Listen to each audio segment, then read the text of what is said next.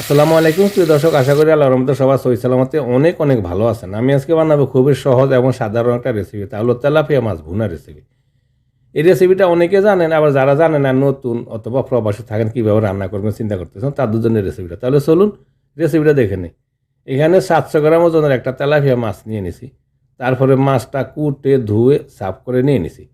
এখানে আমার 5 টুকরো মাছ হয়েছে, 3 টুকরো মাছ আর লেজ মাথা সহকারে 5 টুকরা করে নিয়ে নিছি। এবার আমি মাছে দিয়ে দেব লবণের ছিটা, তারপরে দিয়ে দেব সামান্য কিছুটা হলুদের গুঁড়া আর দিয়ে দেবো একটু লাল মরিচের গুঁড়া। এবার হলুদ মরিচ লবণ লাগিয়ে নিয়ে আমি ভালো করে হাত দিয়ে মেখে মাছের গায়ে ভালো করে মেখে নিব।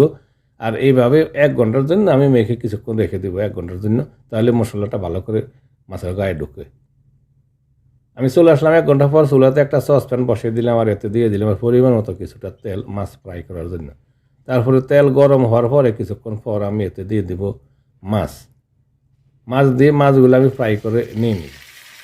প্রথমে আমি 3 টুকরা মাছ দিয়েছি, পরে বাকি 2 টুকরো কিছুক্ষণ পর দেবো। প্রিয় দর্শক, আশা করি রেসিপিটা আপনাদের পছন্দ হবে। যদি রেসিপিটা পছন্দ হয় প্লিজ একটা লাইক এবং একটা কমেন্ট করুন, আর প্লিজ আমার চ্যানেলটা সাবস্ক্রাইব করে সাপোর্ট করার জন্য অনুরোধ করবো। প্লিজ কিছুক্ষণ পর এক সাইড হওয়ার পরে আমি একটু মাছগুলো উল্টে দিব। উল্টে দিয়ে অপর সাইডটা এইভাবে আমি একটু ফ্রাই করে নিয়ে নিব। মাছগুলো আমার ফ্রাই করা হয়ে গেছে, 2 পিস মাছ উঠে নিলাম। আমার আরও 2 পিস মাছ আছে, ওই বাকি 2 পিস দিয়ে একই রকমভাবে আমি ফ্রাই করে নিয়ে নিলাম। ফ্রাই করে নিয়ে এবার আমি এতে দিয়ে দিব বড় সাইজের একটা পেঁয়াজ কুচি।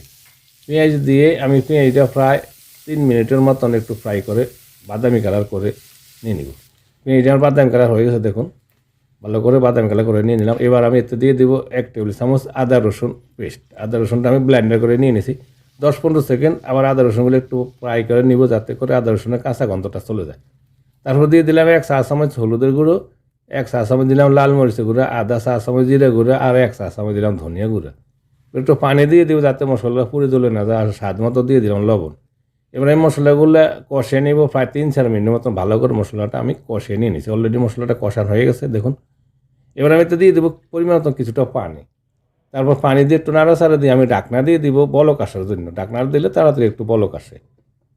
তারপরে ঢাকনা দেওয়ার পরে কিছুক্ষণ পর যখন বলক এসে গেছে, এবার আমি এতে দিয়ে দিব ফ্রাই করা মাছ।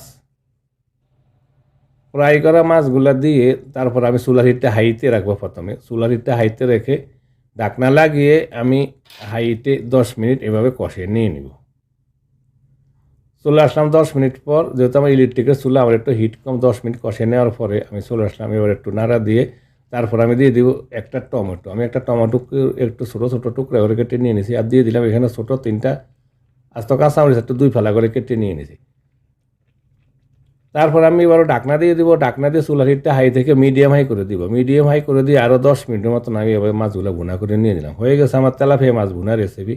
ঝটফটভাবে সহজভাবে আপনারা এইভাবে মাছটা ফ্রাই করে ভুনা করে নিয়ে নিতে পারেন। তারপর আমি দিয়ে দিলাম কিছুটা ধনিয়া পাতা।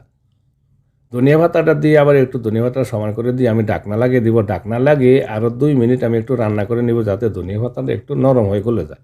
চলে আসলে আরও 2 মিনিট পর হয়ে গেছে ঝটফটভাবে আমার খুব কম সময়ের মধ্যে তেলাপিয়া মাছ ভুনা রেসিপি। দেখুন কালারটা কেমন সুন্দর। আমি একটা প্লেটে উঠে নিলাম।